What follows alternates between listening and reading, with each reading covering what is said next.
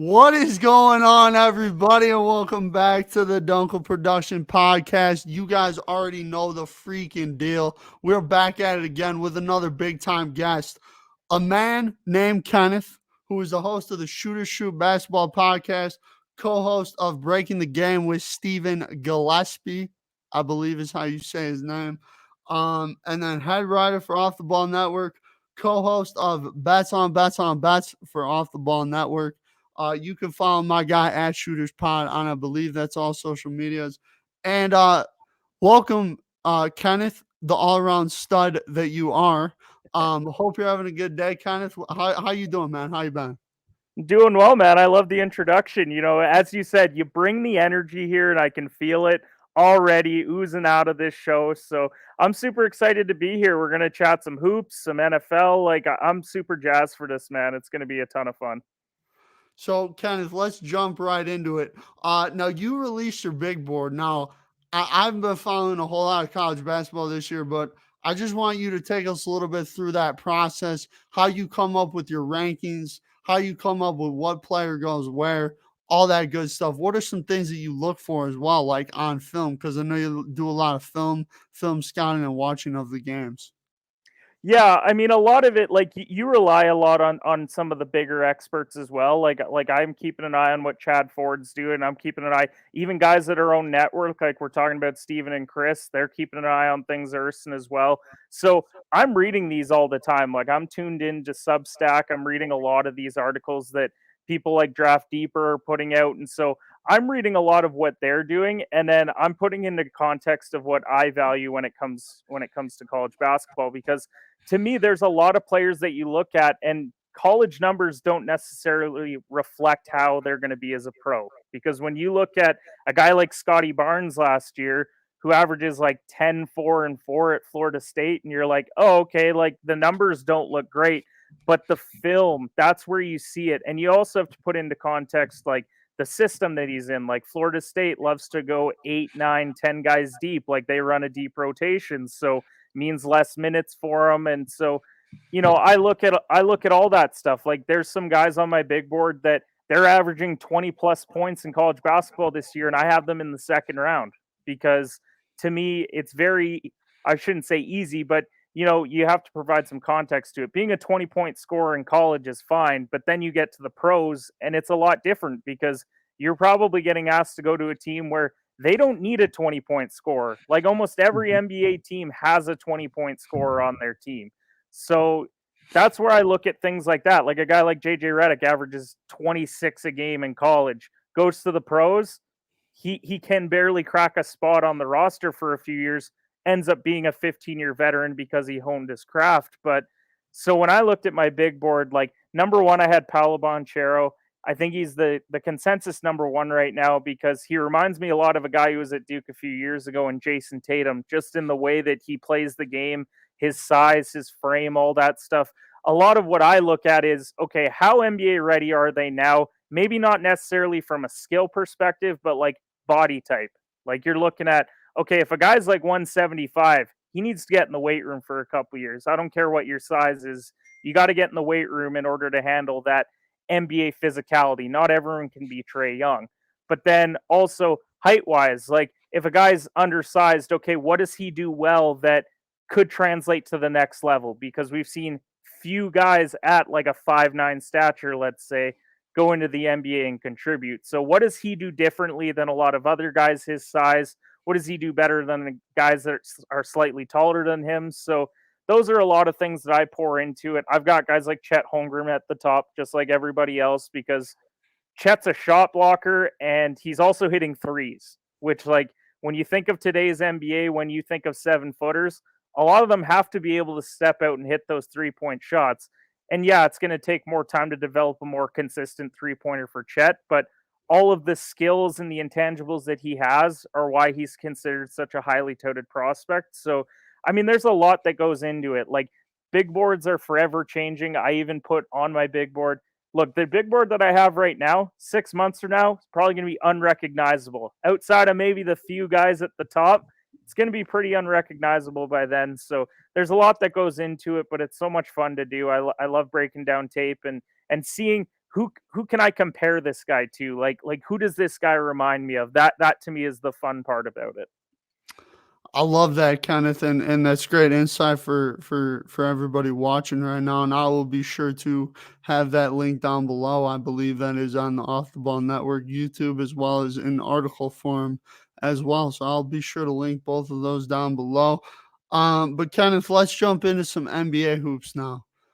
Kyrie Irving, man. I know that you talked about it with Steven, I believe, on one of your guys' shows about Kyrie coming back to the Nets. But let's break it down a little bit. How do you think this affects the Nets moving forward throughout the season? I know that he can only play road games at the moment. So you think this will be a big factor for the Nets? I think it's going to help them for sure. Now, I want to start by saying I don't like what the Nets did here, and it's not Kyrie's COVID status or anything like that. It has everything to do with the fact that at the start of the year they said we don't have an interest in a part-time player, and then suddenly they go through some COVID protocol issues, and then it's like throw that out the window because winning matters, and so now we're going to bring him back. And so to me, they've ruined their leverage with Kyrie in this situation. And I know that he's not under contract long term. Like chances are he'll become a free agent. Probably won't re-sign there if these mandates continue to be a thing, because why would you re-sign a guy that can't play any of your home games? Like it just doesn't make sense for a player of that caliber. Now, if he is going to play, I know that he entered protocols and everything, but if he is out on the court for those road games, I think it's a great opportunity for the Nets to almost rest some of their guys, because what's tough for them right now is because they're missing Joe Harris and then you have these COVID issues. But if Harden and KD have to play almost every night right now, if you can give them an opportunity to get KD that one game off that he needs, or give Harden that one road game, maybe you're going and taking on like a New Orleans or an Orlando or like a lesser team. You could sit those guys and say, Kyrie, go and do your thing on the road. And they could potentially pull out some victories by doing that. So that's where I think it matters the most, because what the Nets are concerned about is they want to keep that one seed. They got Milwaukee nipping at their heels. They've got Chicago. They've got Miami all right there. They want to make sure that they secure the one seed, make sure every team has to go through Brooklyn. Unfortunately, that means that no Kyrie in a 7-game series for 4 of those games, but ultimately you want to have home court for the playoffs. So I think that's where it matters the most, because losing guys like Harris, who is one of the best 3-point shooters in the league, he was a key role player for them. So I think it's huge for them moving forward if he is playing in those road games.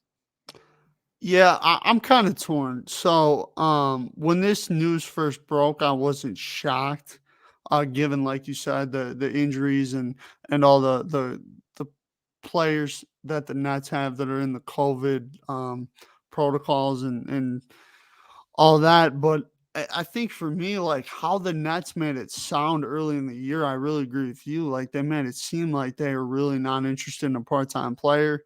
Harden and KD didn't really come off as guys that were into that either. So I was just really surprised, because here's the thing, Kenneth. I'm gonna tell you this, is that every decision in Brooklyn is made probably through Kevin Durant. They definitely go to him before they make any type of decision about anything. And I was a little surprised. Now, basketball perspective, I think it's good in some ways and bad in some ways. Part of the problem is he's a part-time player. You're not going to be able to really build that chemistry because you're not playing on the road every game.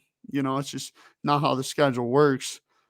And another thing is like, can Kyrie, like he hasn't played basketball in so long, can he wrap himself back up not playing every day or on a nightly basis? That's going to be the interesting thing to me. I think this does help the Nets, so like you said, be able to rest some guys.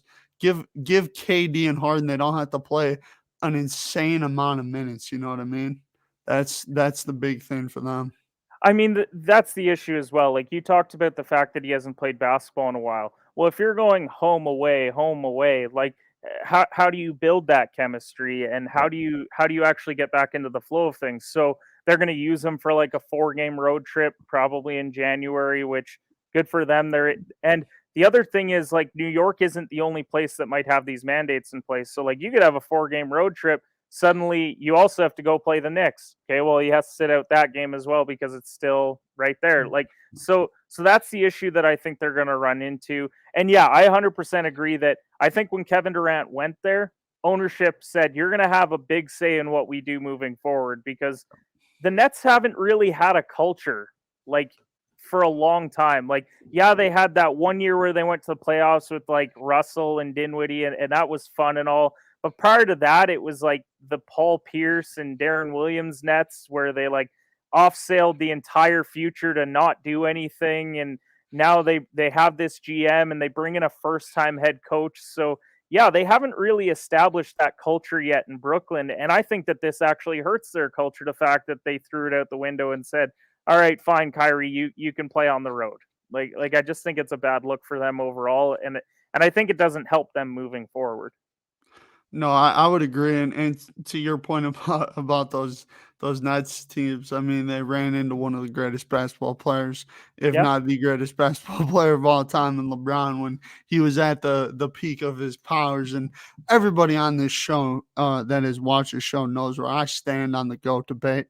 But we will not talk about that tonight, because I could talk about that for about 40 minutes to an hour. But Kenneth, let's talk about another Eastern Conference team, the Chicago Bulls, man.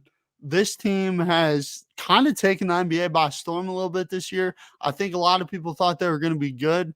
I don't think people thought they were going to be this good. What are your thoughts on the Bulls, and do you think they are legitimate contenders in the Eastern Conference? I think they are legitimate contenders. I think the one thing that concerned me about Chicago at the start of the year, because I was very high on them, I said I thought that they'd be a top 6 team in the East, possibly top 4 if all went according to plan. The issue with Chicago heading into the year was if they go through any sort of significant injury trouble, they do not have the depth to get through it.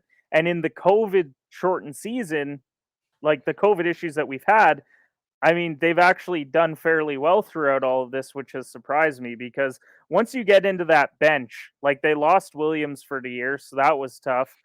But outside of Caruso and Kobe White, like it's not a very deep team. They remind me a lot of what Phoenix was last year, because Phoenix, you look at that roster and you're like, it's a nice starting five adding CP3, but then you get into the bench and it's Frank Kaminsky and it's Saric, and you're like, that's not great.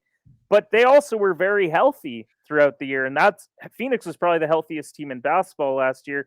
Big reason why they got the 2 seed, big reason why they were able to go all the way to the NBA Finals. So I think it's definitely possible. When you look at this team, they're the 6th team in offensive rating and they're 10th in defensive rating. So they're top 10 on both ends of the floor, which is huge to see. And I didn't expect the defensive side of things. When you bring in Nikola Vucevic, you don't bring him in because of his defensive prowess. You bring him in because he's a great offensive center. So Zach LaVine playing great. DeMar DeRozan, he's played like his 1B, not his second option, which has been great to see, because DeMar got a lot of hate. He should have been an all-star last year, and they gave it to Mike Conley, which I was really annoyed about at the time. But then you have Caruso, you've got Lonzo playing well. So I like this team a lot. I think that they're going to be a tough out in the playoffs. They have the best free throw percentage in the NBA this year. That's big come playoff time. If you can hit your free throws down the stretch, that can decide a playoff game. And I really do like this Chicago team. I think they have a lot going well for them.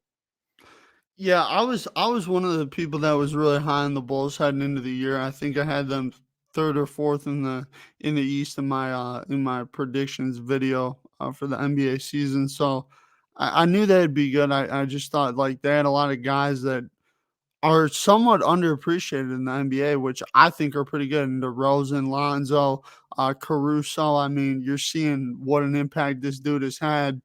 Definitely miss him on the late show, but we'll get to them in a minute. But yeah, I think this Bulls team is really good. They're legit, and I think the one thing that scares me about them is like they got nothing to lose. Like they're not going to be projected to beat a Bucks or a Heat or a Nets.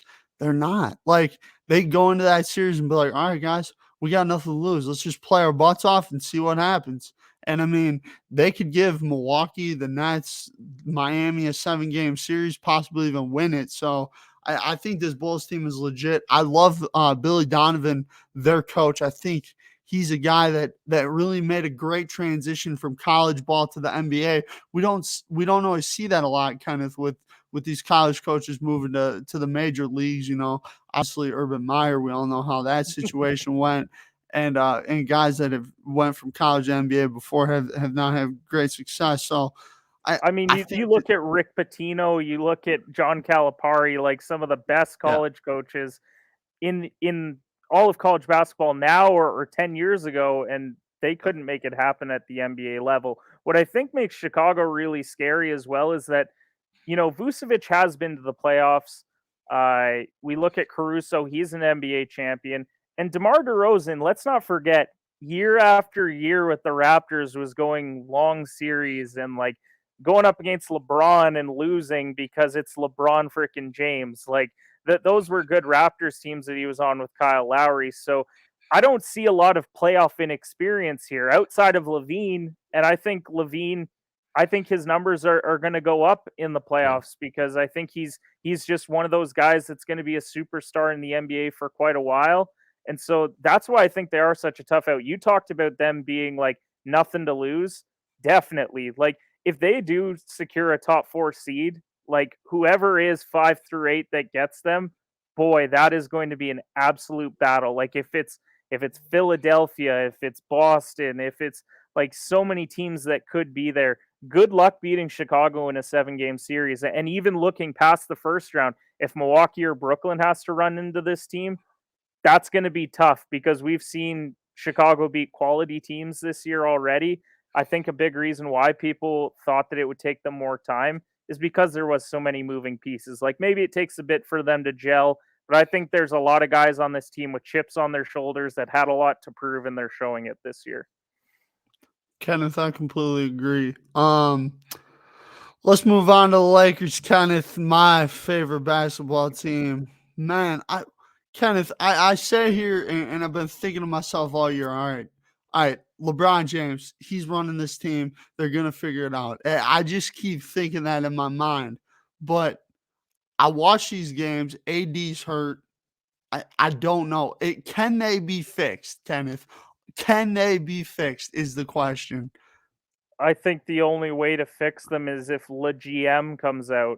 I mean, really, when you look at the team, I hated the Russell Westbrook signing in the summer. When I heard that we could have had Buddy Hield and instead we went and got Russell Westbrook, I'm not going to lie, I shed a tear. I thought it was a terrible decision because it just doesn't make sense to me why you bring in a guy like Russell Westbrook, who, yeah, he's looking to distribute, but guess who else is looking to distribute? LeBron James, especially later on in his career.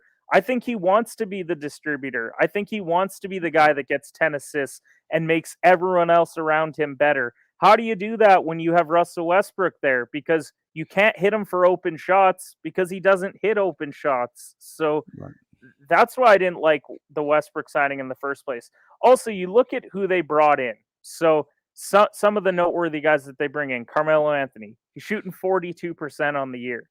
So, yeah, he's scoring points. He's not doing it efficiently.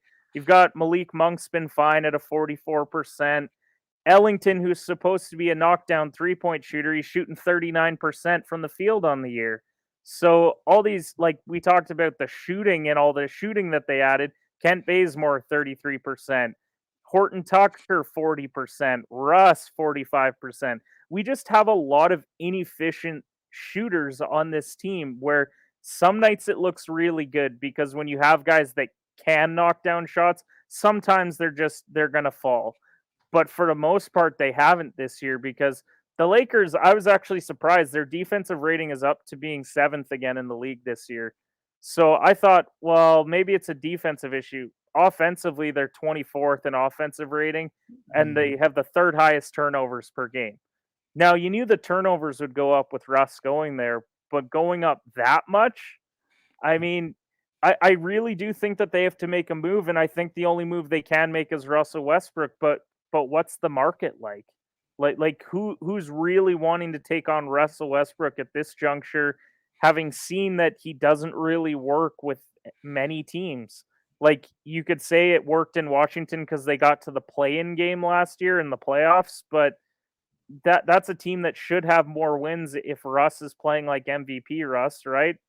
outside of Oklahoma City when he had Kevin Durant. Like, so I don't know what team's willing to give up future assets for a player that I think the majority of the NBA feels like is never going to win a championship. Because you only make a move for a contract that high if you think it's going to net you a championship. Yeah, and for me, Kenneth, it's like I think the only way this team gets fixed is if LeBron just puts on the Superman cape one more time and just finds a way. You know, I we've just don't seen. know if he has that gear.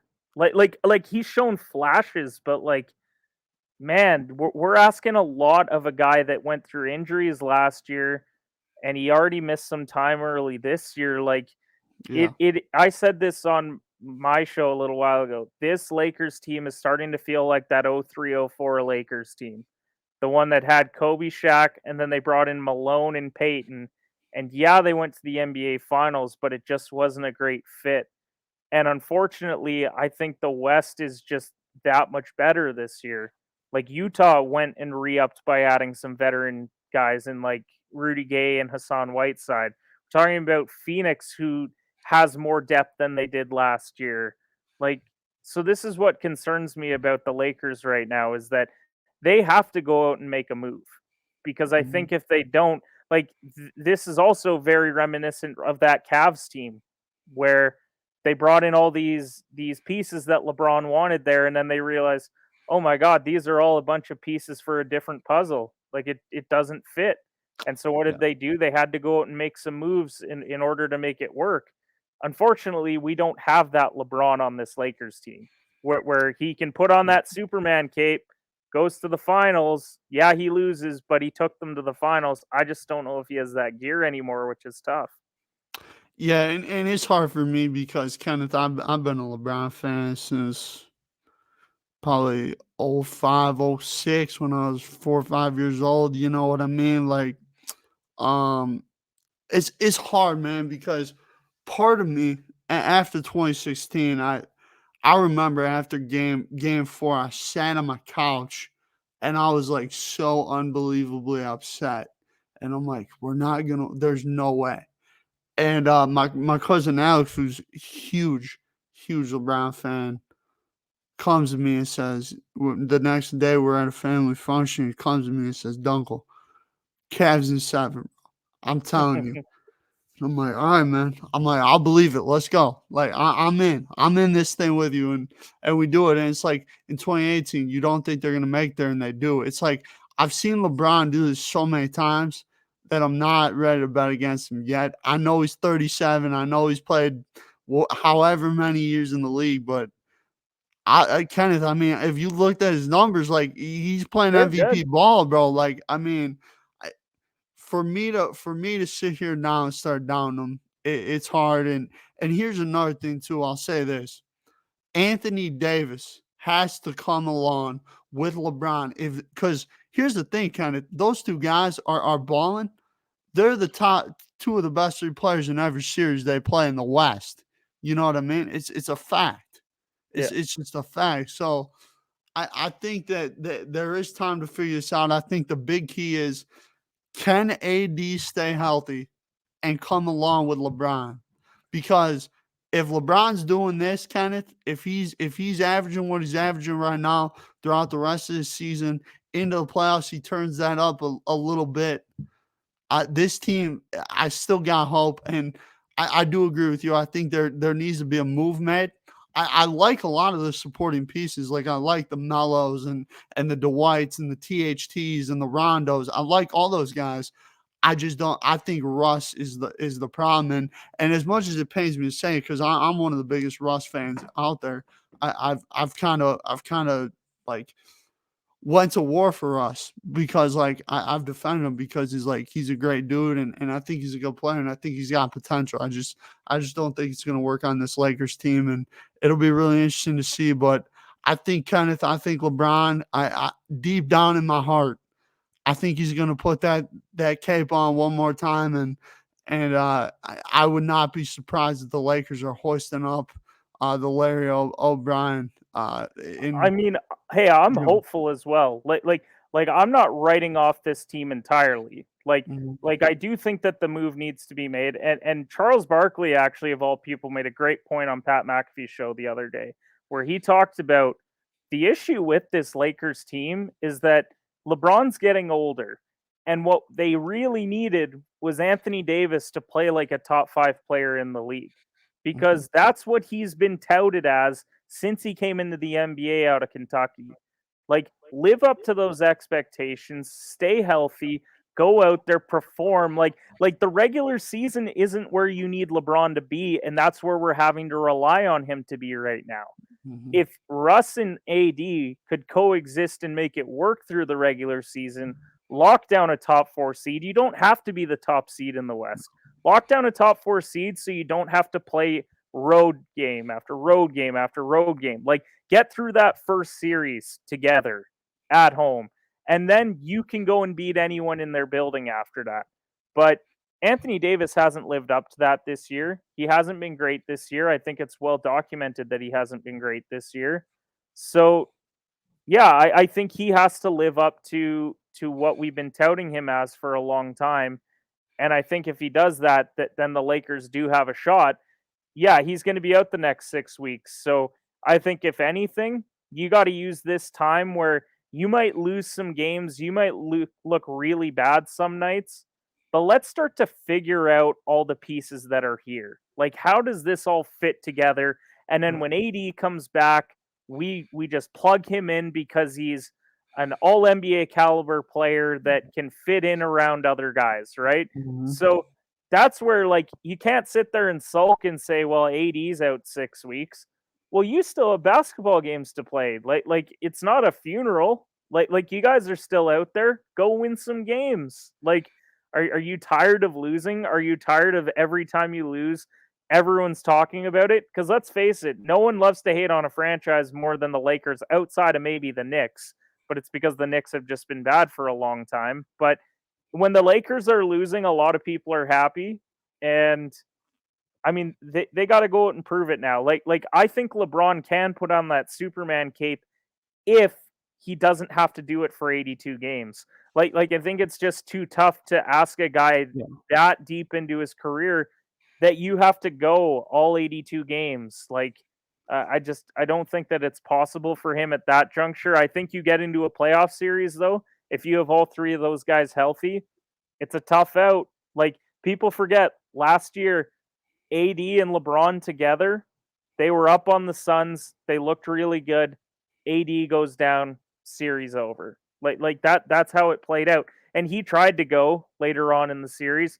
He wasn't good, and it was pretty obvious that he wasn't. And so Mhm. the Lakers go out, and you know, LeBron going to LA, I don't think a lot of people were thinking that a success would be him winning one title. So I think he needs to win a second one there. I think he really solidifies his GOAT status if he gets another one in LA. Like, I have who I think is the GOAT currently on my wall ahead of me. I won't tell you who it is. As you said, we could have that debate for hours and hours. But I think, yeah, I think if he gets another championship here, especially with all the dysfunction that's happening and everyone writing him off, you're too old, you're too this, the Lakers are washed, the Lakers are a nursing home, like, all the stuff that you hear about Lakers this year. I think you go out and win a championship, and it's very tough to deny him at that point that he's the greatest of all time. So I'm excited though. Like I want to see it work. They got a lot of professionals in that room. You mentioned Dwight, you mentioned Rondo, Melo. These guys have been around a long time. So I think at some point in the next month, we're gonna see that Lakers had a players only meeting. That we're gonna see Woj tweeting that out. Like, the Lakers had to sit down and they had to just like say, let's go to work. Like, I'm tired Yeah. of playing like crap. Let's Right. go out and win some games. Like, I won't be shocked if I see that in the next month. Well, and kind of like we've talked about, man. I mean, we haven't seen a guy do this before Nope. at this age, this long into his career. And for me, it's like it comes to the point, and I've learned this throughout my years of watching basketball. Is you can't doubt the greats. If you doubt the greats, it ain't gonna end well. Mhm. And I literally last year I had all these people coming at me because we lost to the Suns, and I'm like, did y'all not watch the first 3 games of that series? The Lakers look pretty dang good. Mhm. I watched that game too, that game 3. Um, and it's like, here's the thing for me is like the Lakers can figure it out. I think Vogel is great. I think Vogel gets a lot of hate, but I think he's a really good coach. I think he's a Mhm. solid coach. He's a guy that understands basketball. And, I think they'll figure it out. And I agree with you. I would not be surprised if we see a players only meeting type deal and then the Lakers start to go on a little bit of a run and then the whole league goes, oh, okay. This is the Lakers team that we were expecting. So it'll And be interesting. I'm not a big Vogel guy, but I Yeah. really do think that if he gets axed for this, I think it would be a terrible decision to fire him because I mean he won a championship with them. Look at what Vogel is known for: defense. What have the Lakers been great at since LeBron got there with Vogel? Defense. Like that's what they've been leaning on. If they can start hitting shots, if they can figure out the offensive side and clean up the turnovers and all that stuff, yeah, there's no reason that they can't rattle off 6, 7, 8 game win streak down the stretch. Really show that they're ready to go in the Western Conference, and then you got to go out and see 2 of the potentially top 10 players in the NBA and 3 of the top 25. Like that's a tough out. That's a tough team to beat in the playoffs. Yeah, for sure, Kenneth, and it'll be interesting to keep an eye on some of these NBA storylines that we talked about. But let's dive into some NFL, Kenneth. I know that you are a big NFL guy. With the Yep. bets on bets. See you a lot on See You Sunday on Off the Ball Network. I jumped on there one week. It was a great time. But let's talk about the Saints, man. Kenneth, I don't know about you, man, but that defensive performance by the New Orleans Saints was the most impressive thing that I've ever seen defensively on a football field. The way that they were making Brady uncomfortable, the way they were getting after the old line, which by the way, the Bucks have a top 10 old line in the league, in my opinion. Uh, and you can throw me all this. Oh well, they didn't have Evans, Godwin, and Fournette. Well, you guys had them for about a half of football, and you Yeah. guys were getting smoked. So doesn't matter. What were your thoughts on the Saints 9-0 win against the Tampa Bay Buccaneers this weekend, Kenneth? I mean, none of this falls on the Bucks defense as to why they No. lost that game. The Bucks Oh, defense was as advertised. Going up right. against a rushing QB and one of the best running backs in the NFL, you gave up 61 rushing yards and 9 points. Yep. So they did their job. They did everything that they were supposed to. But yeah, the offense looked awful. And it's not the first time we've seen Brady do this against the Saints. It's only surprising to me because of how late in the year this happened. Because the thing about Tom is like he'll rattle off like a few wins at the start. We'll say, "Oh, Tom's back to his old ways." Then everyone goes into panic mode when like week 6 to like week 12, they go like 2-4 or 3-3, and we're like, "What the heck's wrong with Tom? Like, what's wrong with the Bucks?" Like, and then you start to get those daily talk shows talking about, "Well, is Tom Brady done? Like does he have nothing left?" And then what Right. does he do down the stretch? He goes and wins like 4 out of the last 5 in a row, something like that, and then they go to the playoffs, and then they're a tough out. But now they're in trouble. Like Godwin probably done for the year. Evans out a few weeks. Like they say day to day, week to week. He's probably out this coming week. Probably will sit him the next week because as much as the Bucks want to have the 1 seed in the NFC, they're more concerned about being healthy for playoffs because if you don't have Godwin, then you've got problems. They'll have AB coming back hopefully. They still got Gronk there, but that was just a really impressive display. Like Sean Payton Right. owns the Tampa Bay Buccaneers, and he wasn't even on the sidelines for this game. Like that's what was so crazy to me. It was like he's not even there, and they're smoking him, and they got Tom's frustrated, and he's throwing the tablet, and you can tell that he's rattled, and he's an ultra competitive guy and all that. But I mean, I don't love to see that regardless from a guy behaving like that on the sidelines. But yeah, I mean, this Bucks team, they're probably in trouble this week. Like Bruce Arians said, well, Ronald Jones, you're going to go out and be what Fournette was last year. Let's see if he's capable of that. I think Ronald Jones is a fine running back, but Fournette was having a top 5 running back type season. So let's see how that affects their run game. The defense, I mean, that's the thing about this is like I look at the other teams in the NFC that are going to give the Bucks a run, like the Packers.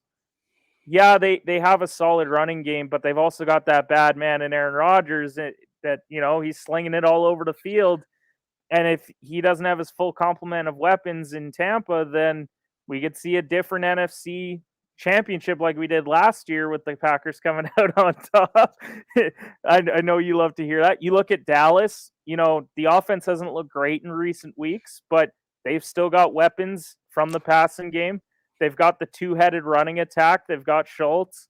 The weakness of that Tampa Bay defense is the passing game. Kyler doesn't have D-Hop, and yeah, they looked bad against Detroit, but still got AJ Green, still got Christian Kirk, got Zach Ertz.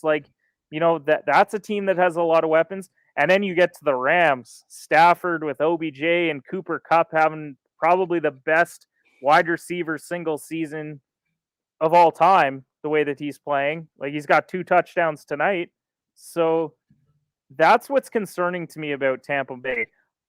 If we were in the AFC, I'd actually really like Tampa Bay because I think a lot of those teams are run heavy. They rely on the run game, whether it's Cleveland getting into the playoffs, whether it's Baltimore or Tennessee. Like, we're talking about teams that love to run the football, and that would be playing to their strength. But it's going to be an absolute dogfight in the NFC. I think we both know that. Like, I think a lot of it's going to be matchup based.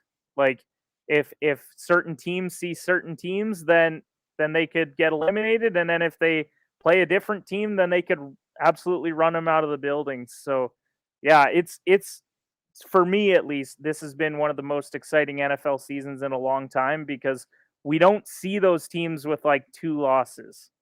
Like, a lot of teams have looked really bad at times, like Arizona this past week, or we're talking Buffalo against Jacksonville. We're seeing that a lot this year where, like, you don't know who's going to show up week to week. You really have no idea. Even your Packers week 1 with probably one of the most shocking results of the year where you're just like, how is this happening? Like what are you talking about? So, yeah, I mean, Tampa's in trouble, though. They really are in that NFC.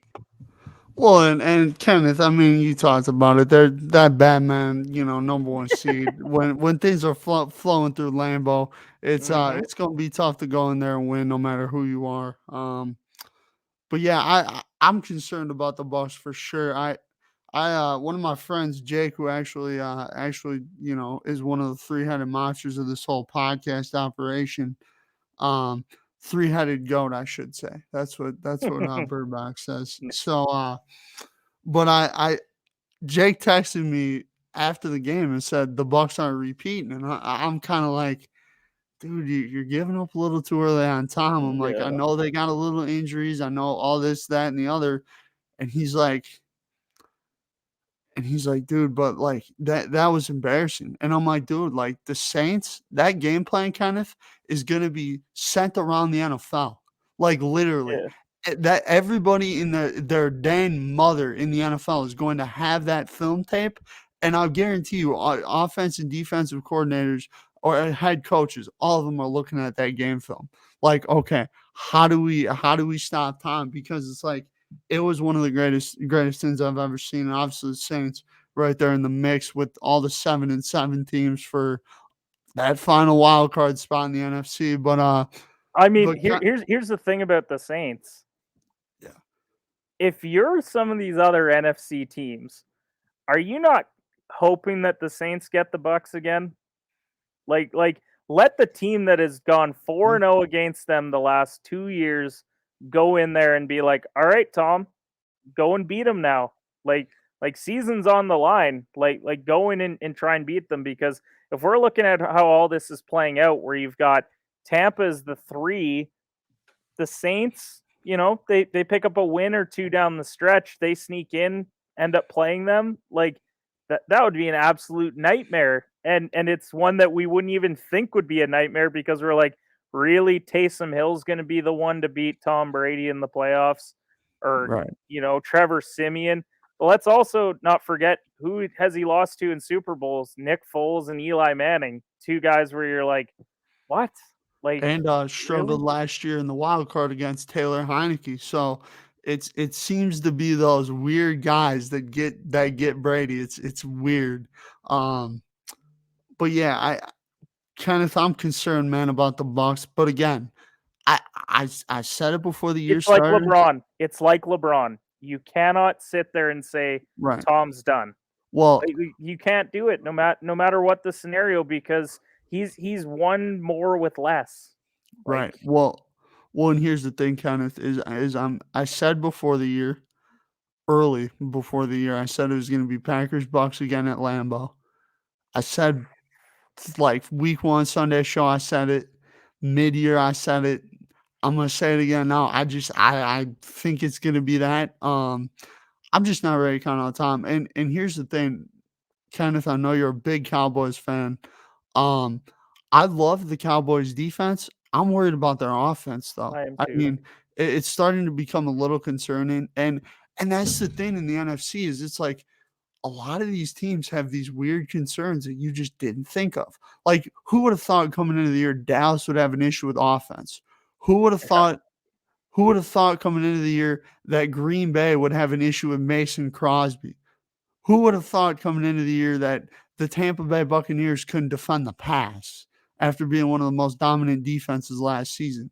Who would have thought the Arizona Cardinals, with all the talent that they brought in, would lose to Detroit? Like, so many unexpected things have happened. But Kenneth, I'm gonna drop this. I'm gonna mic drop this, and then we'll move on to the Chiefs and the AFC. The Rams are overrated, Kenneth. I've been saying it for about 5 weeks, and I know I'm a big fan of Stephen Gillespie, love that man to death. I'm sorry, bro, but the Rams, man, they're a little overrated, and I picked them to beat the Cardinals because I think the Cardinals are a little overrated as well, and I thought that was a good spot for the Rams to get them, which, by the way, Kenneth, I was right on that, and so were you. So, Yeah. the boys stick together. But yeah, man, that's my mic drop, and let's move on to the Chiefs. Let's talk about them because Kenneth, I'm telling you, man, I've been saying it on my show. I know you guys are saying it on all of your shows. Jeff Hunt, who does great work with the power rankings, Chiefs were slipping, man. We were talking about how they weren't playing well. We were concerned. And Kenneth, I'm going to be honest, man. I don't know what has gotten into this football team, but they look all the way back. I would probably say they're the top team to beat in the AFC at the moment in time. What say you, Kenneth? And also, what do you think is the biggest thing that has contributed to this Chiefs turnaround? I mean, the big thing for me is that, like, the Chiefs defense has just done a much better job than they did early on. I mean, look at the fact that they're only giving up 21 points per game now. That's eighth best in the NFL. Like, Mhm. if that's happening in the playoffs, good luck beating Kansas City, because I don't know many teams that are going to hold Kansas City below 21 points outside of Tampa Bay in the Super Bowl last year. But yeah, I mean, I never fully wrote off Kansas City.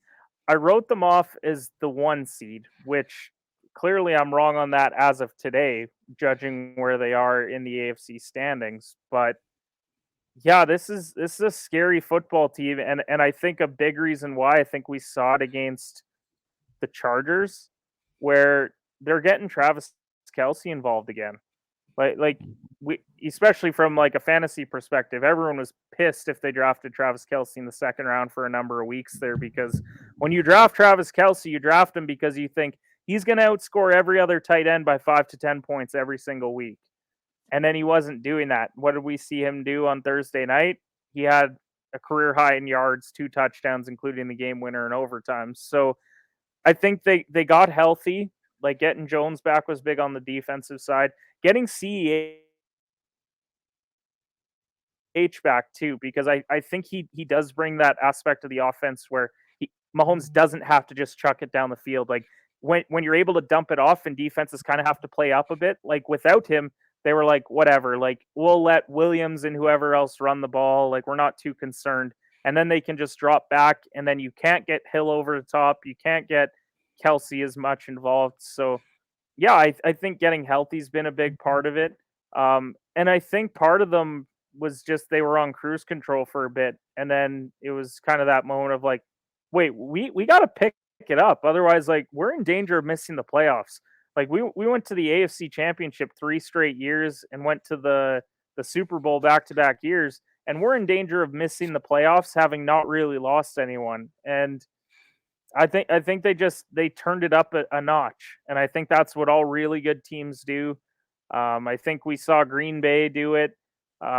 We've seen Kansas City do it. Like all of these good teams that were struggling early on, I think they've started to turn it on. And while there's still some concerns around some of these other teams, I think that's why they're the favorite in the AFC. To be honest, because we've seen Buffalo; they've looked horrendous at times. Like Baltimore, like if Lamar is not healthy this week, like they're in danger of missing the playoffs. The Titans, you still have question marks around. Well, Julio's probably done for the year.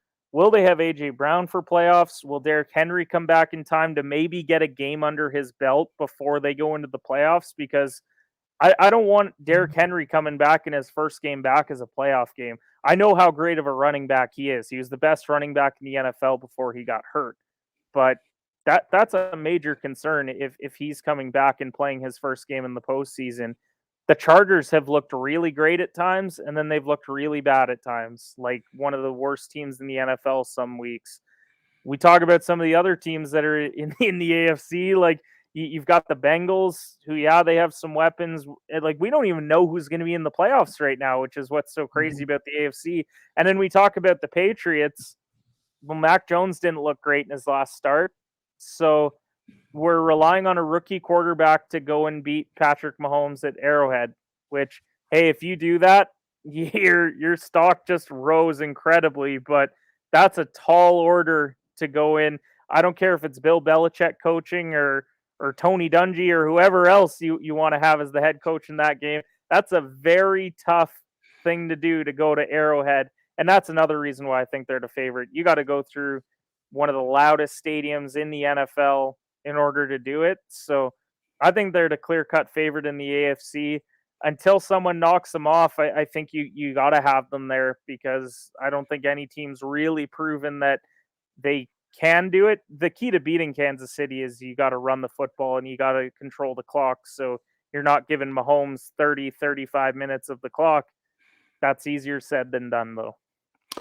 Yeah, and I think the Patriots are that team. They're the only team or the Titans, if they get Yeah. Henry, AJ Brown, and possibly Julio. If they have those three guys cooking, you give those two a shot, because Yeah. they can run the ball. And New England, Kenneth, I don't know if you've noticed this, but Belichick has given Mahomes some issues. He has, for sure. So I think that, in the playoffs, AFC Championship game, Bill Belichick, hard to pick against that man.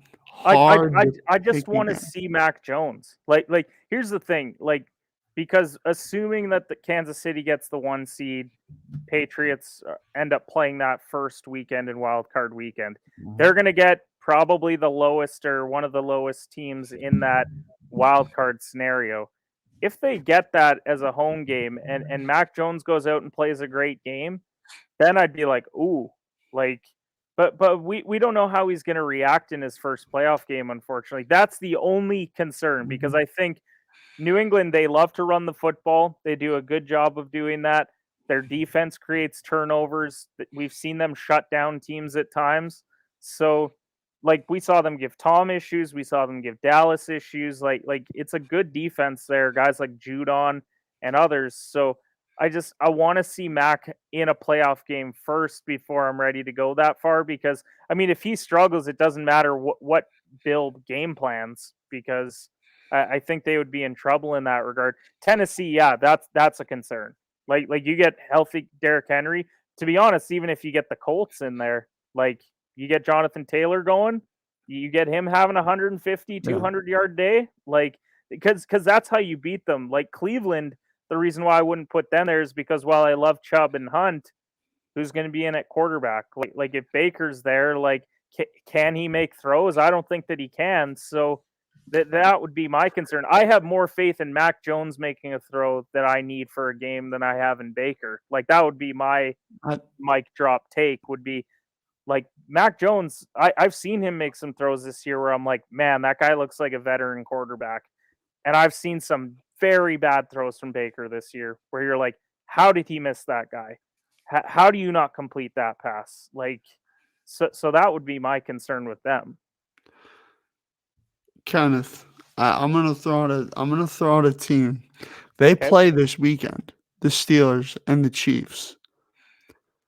I think Pittsburgh could give Kansas City fits, and I'm not saying that I'm picking Pittsburgh to win this week or whatnot, because obviously I'll give my picks on Sunday. But Najee Harris, you trust Ben Roethlisberger in a playoff game. Mike Tomlin, really good. Defense is improving. Boswell, kicker. You have a lot of things that can give Kansas City a little bit of trouble. I'm not saying that, like, because here's the thing, Kenneth. If Kansas City, let's say they slip to the 2, I don't think they will, but let's say they slip to the 2, and Pittsburgh gets the 7 seed. Ooh. You really want to see Pittsburgh on one, Mike Tomlin? I don't want to see Pittsburgh ever because of Tomlin, because of Big Ben. Like I'll give you a prediction right off the hop for this weekend. It's not who's going to win it, but the fact that Kansas City is a 10-point favorite right now, I'm jumping on that Pittsburgh line early. Like shoot. Like I'm shooting my shot on that, because I look at that and I'm like, if they create some pressure, if they get to Mahomes early, like I wouldn't be shocked to be going to halftime. Like maybe Pittsburgh's up 10-7. You get to the end of the third, and maybe it's a tie game. It's closer to 13-13 at that point. Maybe Kansas City wins it late by a touchdown, but 10 points going up against TJ Watt, where they know how to create pressure. Yeah. And what's been the weakness of Pittsburgh's defense? The run game. Kansas City's not interested in running the football. It is a bad matchup. It's a bad matchup overall. So I agree with you. You get Kansas City at 2, Pittsburgh at 7. That's tough. Like I don't love that. Well, and too, it's like, you can't, even if you get Pittsburgh after the bye, you can't match Pittsburgh's physicality in practice. You just can't do it. Like, here's the thing too. Tomlin always has them boys ready to roll. And also it's Ben's last year, according to a lot of reports. You know that if they get in there, they're going to play their asses off. And Ben included. Ben especially. Like he's going in there and saying, like, look, I want to go out with my third ring. So let's go and beat these guys. Like, let's go in and knock off the team that everyone thinks is going to beat us. Like, what did we all think last year? It was actually the opposite, where we all thought Pittsburgh was going to roll Cleveland last year. Cleveland goes in and beats them because they had that little bit of added motivation of everyone's counting us out. That would happen in a Kansas City game. Like if Pittsburgh, for whatever reason, maybe they get New England or they get Tennessee. Like we just saw them beat Tennessee. I know they didn't have Henry or Brown, but who's to say that they're even going to play if they were to match up in the playoffs? You get that again. You know that you can beat them. Boom, you knock off Tennessee. You go to Kansas City. Everyone's counting you out now. Like everyone thinks, oh, well, they won their Super Bowl by beating Tennessee. I don't know. Like TJ Watt at 100%. They get that defense going. You create some pressure early. You quiet that crowd. I think that's another way you got to beat Kansas City. And that's why your take about New England being a tough matchup for them, that's why it's also tough. You get Judon one of the best guys when it comes to sacks this year, getting in there, creating pressure. You got Jackson in the secondary, maybe picks off Mahomes. Like, those are the scenarios that you think of. A lot of these other teams, like, I don't see those playmakers on the defense where I think that could be like a real difference maker against a Kansas City. I agree, Kenneth. Dude, thank you so much for your insight. 55 minutes. I know it's a long time. Appreciate your time, first off. Secondly, stay on by after the show. We can talk after. I always say that because some people leave right after. Um, but make sure you check out Kenneth on all social medias at shooters_pod. Uh, and I'll run through this again. Host of the Shooters Shoot Basketball Podcast, co-host of Breaking the Game with Stephen Gillespie, head writer for Off the Ball Network, co-host of Bets on Bets, and an all-around stud himself. Kenneth, any last words before we say sayonara to the fine folks tonight? I just want to say I really appreciate you having me on the show. I know we had to reschedule last week, but I really did have a ton of fun chatting this week. You know, we're both Lakers guys.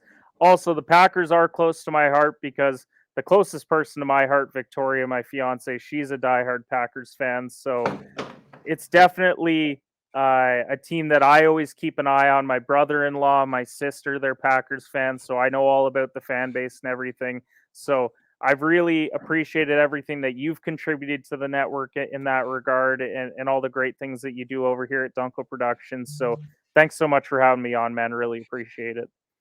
Kenneth, I appreciate you, man. You are an all-around beast and an all-around stud.